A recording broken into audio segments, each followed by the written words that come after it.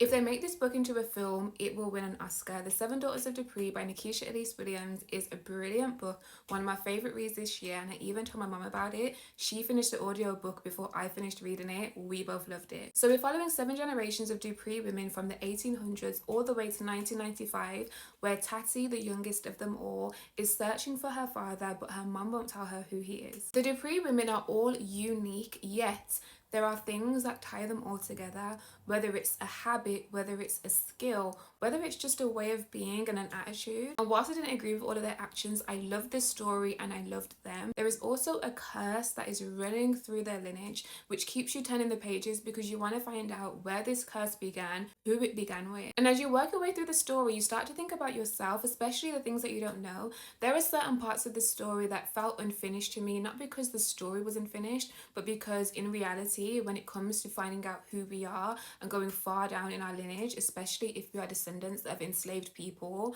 there are things that we just don't have the answers to, names that we don't fully know. And it's so unsettling to think of, but it is our reality, and it pushes us to shape our own future the way that we want to and take our power back. And in this story, we see so many different women trying to do that. I love this book so much, it felt like I was watching a movie, so I need to see it adapted to screen. Please read it if you haven't read it already, and if you have read it, let me know in the comment section what you thought.